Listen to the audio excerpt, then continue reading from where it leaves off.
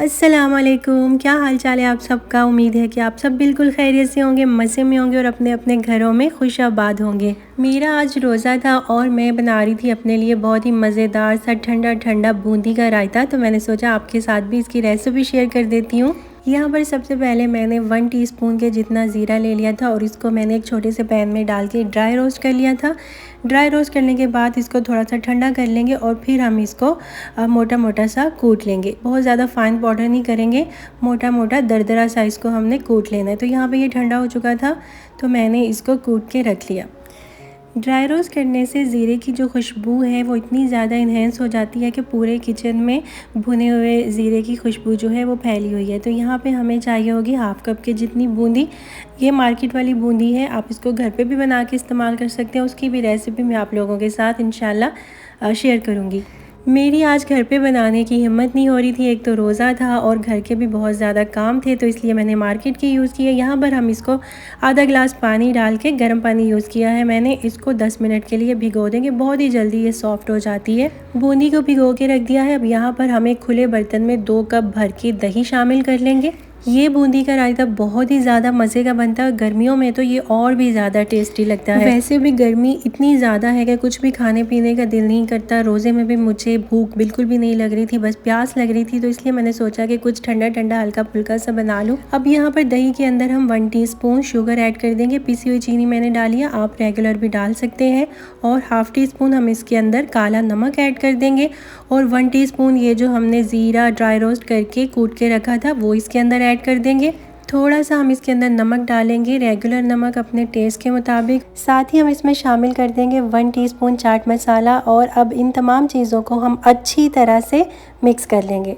आप लोगों ने अगर अभी तक मेरे चैनल को सब्सक्राइब नहीं किया हुआ तो जाके मेरे चैनल को सब्सक्राइब कर लें और साथ में बने हुए बेल आइकॉन को भी प्रेस कर लें ताकि मेरी हर न्यू वीडियो सबसे पहले आपको मिल सके। तो अब यहाँ पर हम इसको थोड़ा सा पतला करेंगे, उसके लिए मैंने इसके अंदर ठंडा पानी डाला है। आप पानी की जगह इसके अंदर दूध का इस्तेमाल भी कर सकते हैं। अच्छा, यहाँ पर मैंने एक स्मॉल साइज़ की प्याज ले ली थी और उसको मैंने इस तरह से लच्छों में काट के ठंडे पानी के अंदर भिगो के रख दिया था। ठंडे पानी में भिगोने से आपके जो प्याज की कड़वाहट होती है वो भी चली जाएगी और ये बहुत ही क्रंची सी हो जाएगी। तो इसको हम दही में शामिल कर देंगे। साथ ही हम इसके अंदर शामिल कर देंगे 2 बारीक कटी हुई हरी मिर्चें। बच्चों के लिए बना रहे हैं तो मिर्चों को आप स्किप भी कर सकते हैं। और मैंने थोड़ा सा अब इसके अंदर ऐड कर दिया है बारीक कटा हुआ हरा धनिया और पुदीना। और इधर मैंने एक मीडियम साइज़ का आलू बॉईल करके उसको चॉप करके ठंडा होने के लिए रखा हुआ था ताकि ये रायते में ऐड करने से पहले अच्छी तरह से ठंडा हो जाए। और ये बिल्कुल ऑप्शनल है, अगर आप इसके अंदर ऐड करना चाहें इस रायते में तो आप डाल सकते हैं। आलू या कोई और सब्ज़ी भी आप डालना चाहें तो डाल सकते हैं, लेकिन अगर आप नहीं डालना चाहते तो इस रायते को आप बिल्कुल सिंपल भी बना सकते हैं।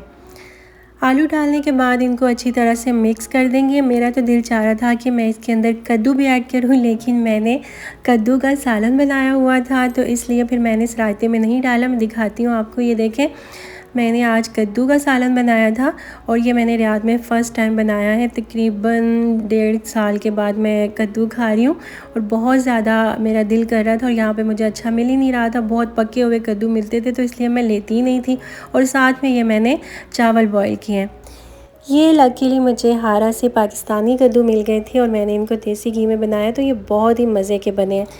चलिए जी, अब हम इस रायते को सर्विंग बाउल में निकाल लेंगे और फिर हम इसके अंदर शामिल करेंगे बूंदी जो कि हमने भिगो के रखी थी और ये बहुत ही अच्छी तरह से सॉफ्ट हो चुकी है और अच्छे से फूल भी गई है। आप चाहें तो इसको बिना भिगोए भी इस्तेमाल कर सकते हैं, कोई मसला नहीं है। ये रायते के अंदर भी अच्छे से खुद ही फूल जाती है।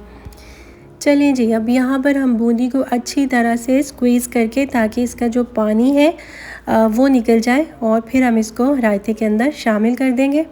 तो इसी तरह सारी बूंदी मैंने अच्छे से स्क्वीज़ करके उसका पानी निकाल के रायते के अंदर डाल दी है। अब हम इसको मिक्स कर लेंगे। तो बस यहाँ पे तैयार है हमारा बहुत ही मज़ेदार सा ठंडा ठंडा बूंदी का रायता। आप इसको पुलाव के साथ या किसी भी सालन के साथ सर्व कर सकते हैं। थोड़ा सा इसको ऊपर से बूंदी के साथ गार्निश कर देते हैं और कुछ पुदीने के पत्ते लगा देते हैं ताकि इसका प्यारा सा लुक आ जाए।